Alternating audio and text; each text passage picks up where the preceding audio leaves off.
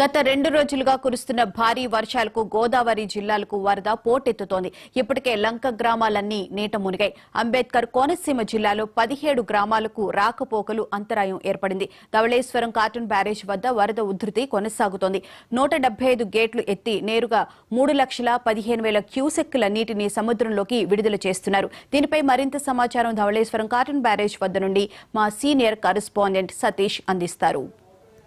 రోజులుగా కురుస్తున్న భారీ వర్షాలకు గోదావరి నదీ తీరం ఉగ్ర రూపం దాల్చింది. ప్రస్తుతం ధవళేశ్వరం వద్ద ఉన్న ఏదైతే సరర్దార్ కాటన్ బ్యారేజ్ వద్ద మనం ఉన్నామో ఇక్కడ ఈ బ్యారేజ్ వద్ద కూడా వరద నీరు పోటెత్తిందని చెప్పొచ్చు. పూర్తి స్థాయిలో కూడా 175 గేట్స్ ఏవైతే ఉన్నాయో వచ్చిన వరదను వచ్చినట్టుగా కూడా సముద్రంలోకి అయితే విడుదల చేస్తున్నారు. దాదాపు 3,10,000 పైచీలకి అయితే మాత్రం వచ్చిన వరదని నేరుగా కూడా వదులుతున్న పరిస్థితి నెలకొంది. అయితే ప్రధానంగా కూడా ఈ వరద నీరు అంతా కూడా ఎక్కడైతే కోనసీమ జిల్లాలో అయినటువంటి పీగన్నవరం కావచ్చు, మరోపక్క రాజోలు కావచ్చు, ఇటుపక్క కొత్తపేట ఏరియా, మండపేట మొత్తం ఓవరాల్ కూడా అక్కడ ఉన్న రైతులకి పూర్తి స్థాయిలో కూడా ఇబ్బందికి గురి చేస్తాయని చెప్పుకోవచ్చు. ఇప్పటికే ఏదైతే పీగన్నవరం సంబంధించి కొన్ని ఏరియాలు అయితే మొత్తం అక్కడ పూర్తిగా కూడా కాజువేలన్నీ కూడా దెబ్బతిన్న పరిస్థితి కనిపించింది. అక్కడ చాలా వరకు గ్రామాలన్నీ కూడా పూర్తిగా రాకపోకలు కూడా అంతరాయం జరిగింది. కానీ ఎవరు ఎక్కడికి వెళ్ళడం లేకుండా కూడా మొత్తం భారీ స్థాయిలో గంటలు కొట్టడంతో అక్కడ ప్రజలు కూడా పూర్తిగా ఇబ్బంది పడుతున్న పరిస్థితి నెలకొని చెప్పుకోవచ్చు. ఓవరాల్ కూడా ఈ యొక్క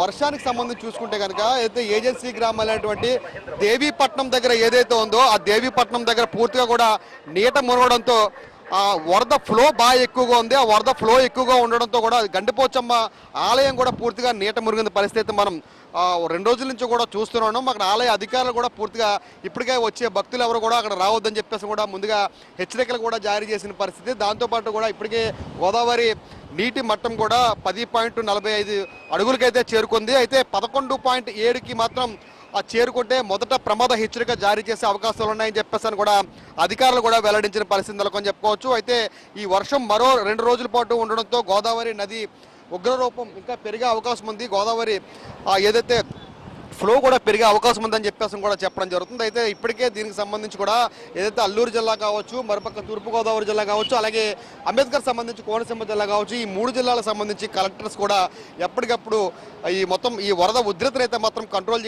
ఎక్కడైతే పర్యవేక్షిస్తున్న పరిస్థితి చెప్పొచ్చు. దాంతోపాటు కూడా ఎవరైతే అక్కడున్న ప్రజాప్రతినిధులు కూడా ముందుకు వచ్చి ఆ ప్రజలకి ఎటువంటి ఇబ్బంది లేకుండా కూడా అన్ని సమకూర్చే విధంగా ముందుకు వెళ్తున్నారు. అక్కడ ఆహారం కానీ, మరోపక్క త్రాగునీరు కావచ్చు, లేదంటే కిరోసిన్ కావచ్చు, ఏం కావాలన్నా సరే ఇబ్బంది గురవకుండా మాత్రం ముందస్తు చర్యలను తీసుకుంటున్నారు. ఎందుకంటే ఇటీవల లాస్ట్ ఆ వరదలకి జరిగిన సంఘటనలు మళ్ళీ పునరావృతం కాకూడదనే విధంగా కూడా మొత్తం అన్ని భద్రతా ఏర్పాట్లు కూడా తీసుకోవడం జరుగుతుంది. అయితే ప్రధానంగా కూడా ఈ వర్షాలకి మాత్రం అంబేద్కర్ సంబంధించి కోనసీమ జిల్లా దగ్గర ఎవరైతే రైతులు ఉంటారో రైతులు మాత్రం పూర్తిగా నష్టం చవిచూసిన పరిస్థితి ఏముంది. ఎందుకంటే గతంలో కూడా ఏదైతే వర్షాలు స్టార్ట్ అయినాయి అని చెప్పేసి అన్న ఆనందం రైతుల్లో కొన్ని రోజులు కూడా లేకుండా పోయింది. ఎందుకంటే సరైన సమయానికి వర్షాలు కురిసాయని చెప్పేసి కూడా రైతులందరూ ఆనందించి వాళ్ళ వరి నాట్లు ఏవైతే ఉన్నారో వడివట్లు నాట్లు వేసుకోవడం కూడా మొదలు పెట్టడం పూర్తి చేసిన అనంతరం కూడా 1-2 రోజులకి కంటిన్యూగా వర్షం కురడంతో పూర్తిగా మొత్తం వరంతా మునిగిపోయిన పరిస్థితి అయితే మాత్రం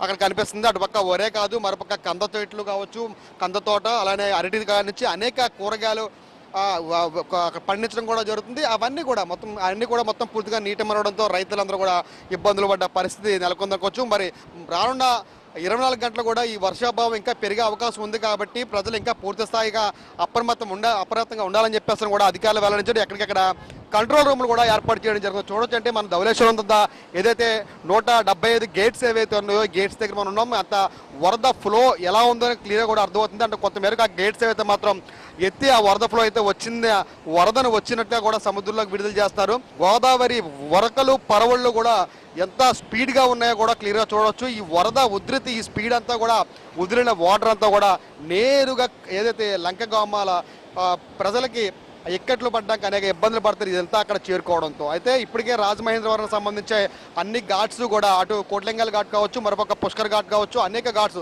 ఈ ఘాట్స్ దగ్గర అన్ని కూడా పోలీసు అధికారులు మొత్తం పూర్తి స్థాయి భద్రతా ఏర్పాట్లు కూడా చేశారు. ఎందుకంటే వరద పెరగడంతో కూడా బయట నుంచి వచ్చే ప్రజలు కూడా చూడడానికి వస్తూ ఉంటారు, అక్కడ ఆగి చూస్తూ ఉంటారు. కాబట్టి ఎవరు కూడా లోపలికి వెళ్ళే సాహసాలు అవి చేయకుండా కూడా అక్కడ మొత్తం పూర్తిగా బెటాలియన్ పెట్టి మొత్తం సెక్యూరిటీ అంతా కూడా టైట్ చేసిన పరిస్థితి నెలకొని చెప్పుకోవచ్చు. అంటే ఓవరాల్ కూడా ఇప్పటికే ఆ వరద ఉధృతి పెరగడంతో కూడా అధికారులు ఎలక్ట్ అవడంతో మరి చూడాలి సాయంకాలానికి మరింకా వరద పెరిగే అవకాశం ఉంటుందని చెప్పేసి అని కూడా ఎవరైతే అధికారులు కూడా చెప్పడం జరుగుతుంది. ఎక్కడికెక్కడ కూడా పర్యవేక్షిస్తున్నారు. రోజులు కురుస్తున్న వర్షాలకి ఇంత దారుణంగా ఇంకా పెరగడంతో పాటు కూడా ఈ నష్టం అంతా ఓవర్లో కూడా అక్కడి నుంచి వచ్చి పైన వచ్చిన వర్షంతో పాటు మొత్తం ఈ వరద ఫ్లో ఈ నష్టం అంతా కూడా అంబేద్కర్ సంబంధించి కోనసీమ జిల్లా ఏదైతే ఉందో జిల్లా మీదే మొత్తం ఆ జిల్లాల మీదే ఈ వరద నష్టం అంతా కూడా చూపిస్తుందని చెప్పుకోవచ్చు. ఎందుకంటే ముఖ్యంగా ప్రధానంగా కూడా అక్కడ ఇప్పటికే పీగన్నవరం సంబంధించి కొన్ని ఏరియాలు కూడా అక్కడ కాజ్వేల్ అని కూడా కొట్టుకుపోయిన పరిస్థితి క్లియర్గా కనిపిస్తుంది. అక్కడ సంబంధించి చాలా మంది కూడా రాకపోకలు కూడా అంతరాగేటప్పుడు ఇప్పటికే మొత్తం జిల్లాలన్నీ కూడా స్కూల్స్గా వచ్చిన కొన్ని కాలేజీలకు కూడా